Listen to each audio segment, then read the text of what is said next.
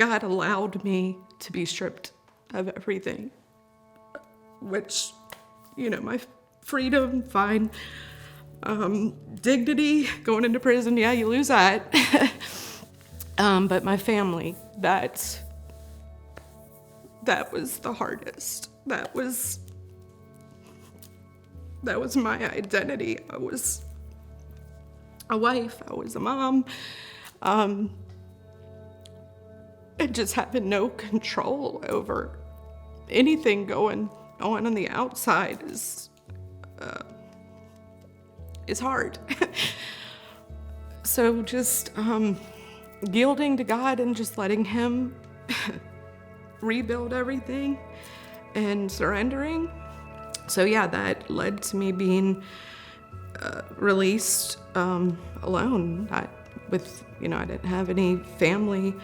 The only family that I did have was my aunt that lives in Maryland. So it was a complete rebuilding process. My situation with my family was rocky. It's been rocky. It was rocky before I even went to prison. It's part of what led me into my codependency issues and into the behaviors that I was doing that put me in prison. But over the past 7.5 years, we have healed somewhat. It takes time away from each other. It's taken times of honesty and being open and honest and being able to say the hard things to each other and validate one another and say, yes, I've heard you.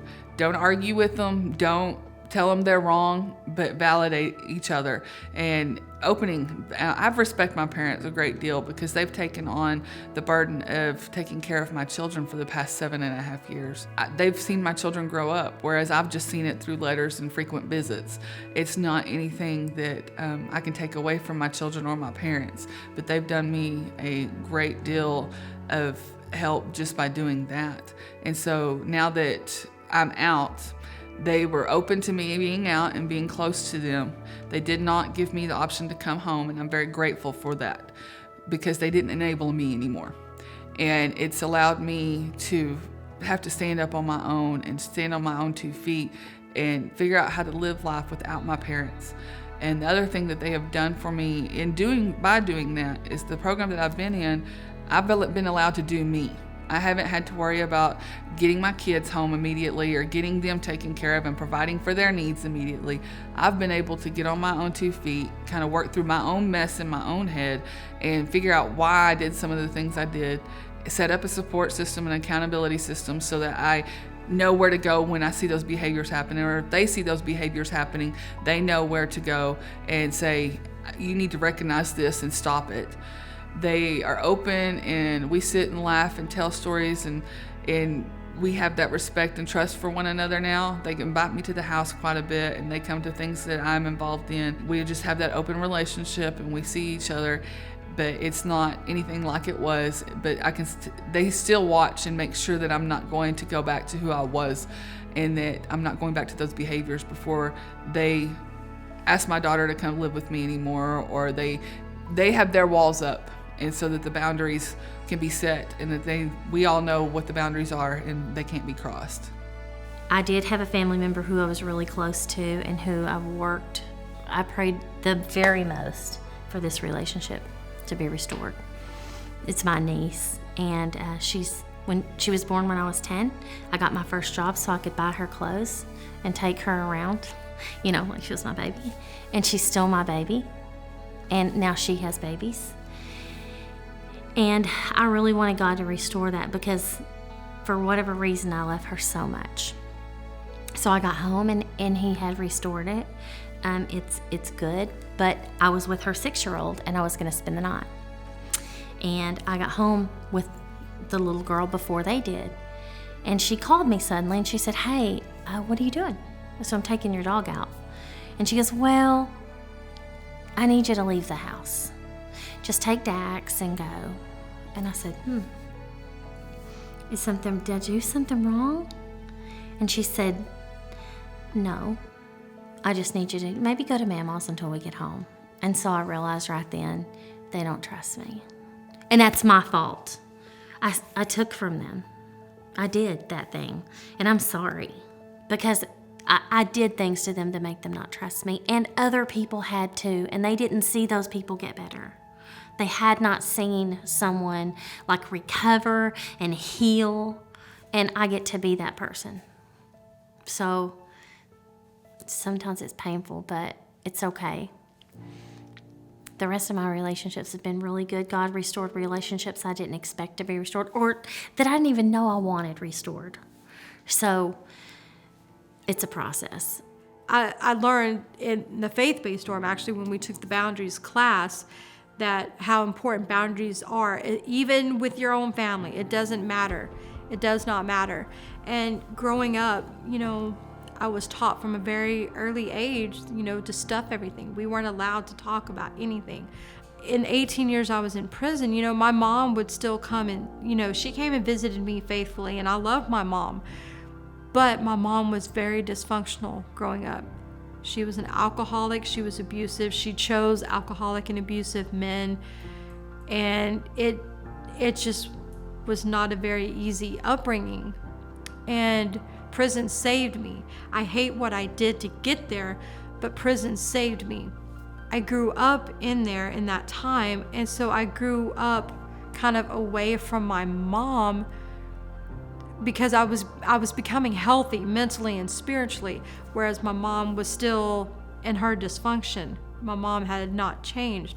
And so before I came home, I would keep trying to tell my mom, I'm not the same person I was when I first got locked up, Mom. I've changed. And she was like, oh, it's fine. And I'm like, okay. And so we got my parole answer, and I was coming home, and she started in with little comments about, she was upset because I was not coming home to her.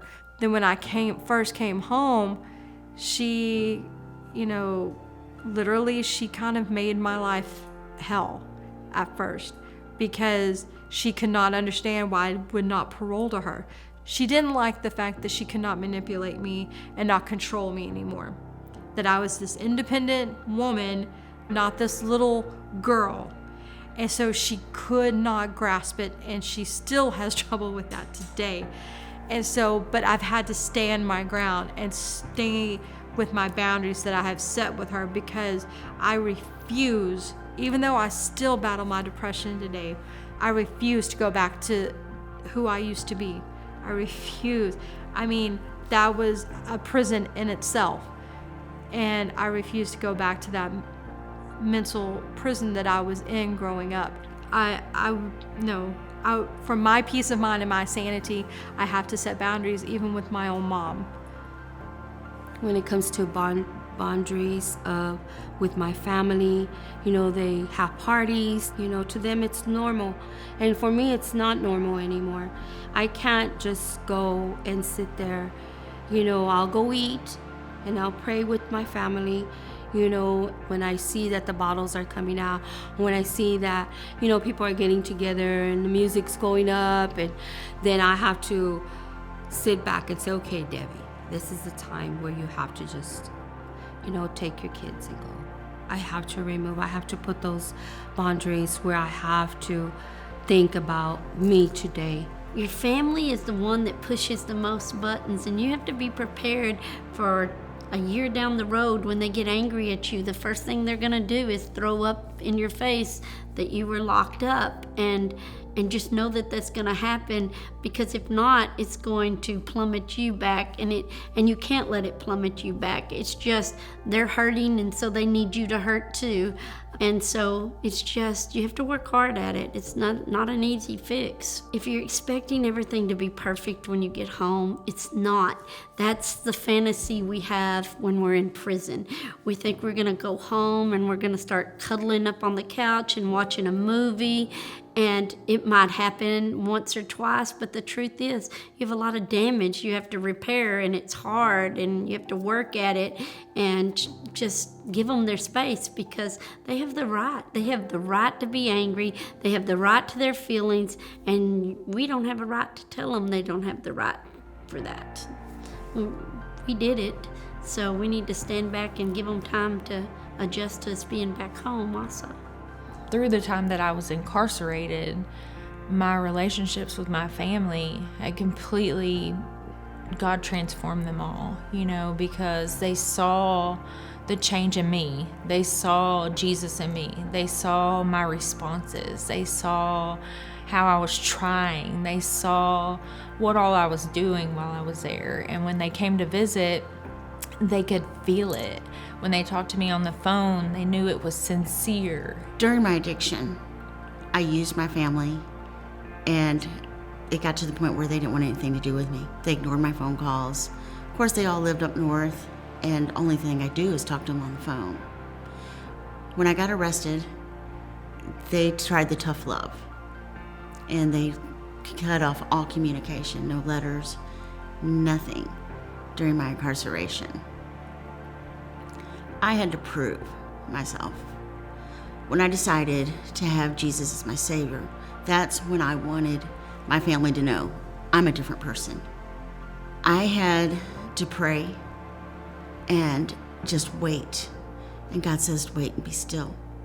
And I did. After 8 years, I got a letter from my brother saying that he loved me and that he wants to see what we can do. And that was the beginning of my restoration with my family. I can say as of now, I have all my family back in my life, even distant cousins that I haven't talked to in 30 years. God will restore. You just have to have faith.